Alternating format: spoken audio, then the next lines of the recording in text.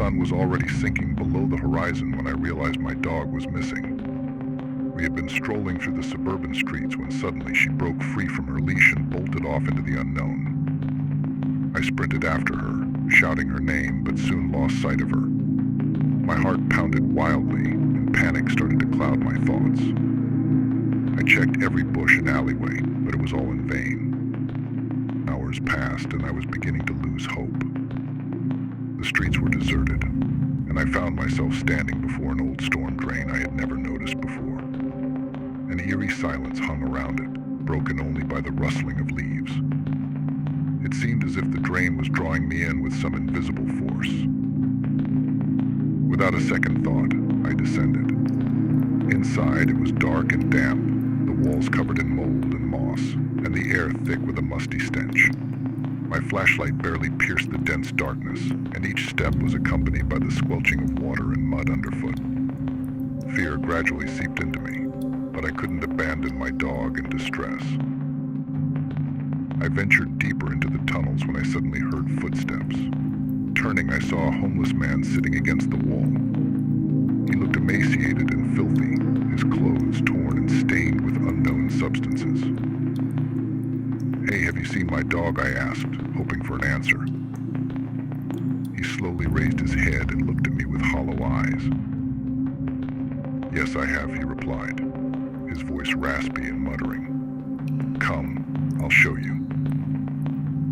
Without hesitation, I followed him. We walked through narrow and damp corridors, water and dirt squelching beneath our feet. The darkness thickened, and each turn seemed increasingly sinister. The homeless man grew more suspicious with every step. He kept muttering to himself, his speech becoming more incoherent, and I began to doubt if he understood anything at all. Suddenly his voice started to change, the words morphing into something unrecognizable. They were twisted and alien. I stopped, ready to turn back, when I heard barking from the depths of the tunnel.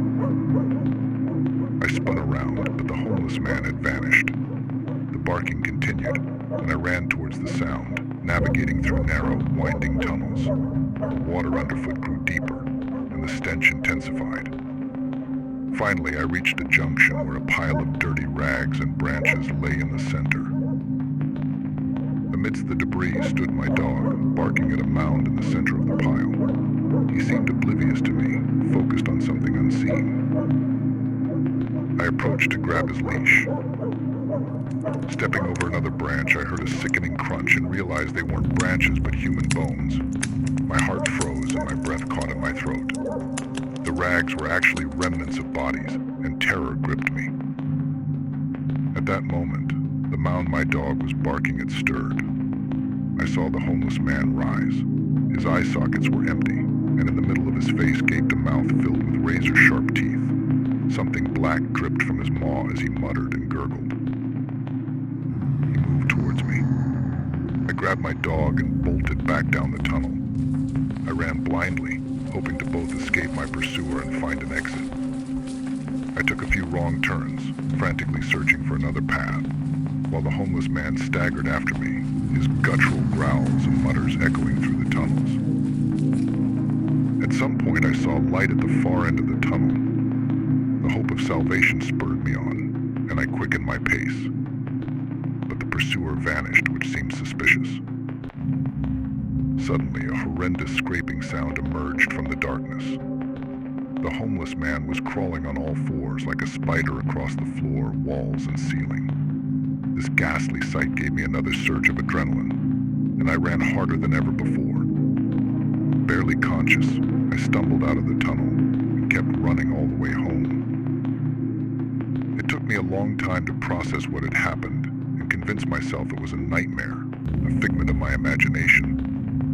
But that night, my dog started whimpering, and I heard a guttural gurgling, muttering, and the scratching of claws on the walls in the hallway outside my door. He is here.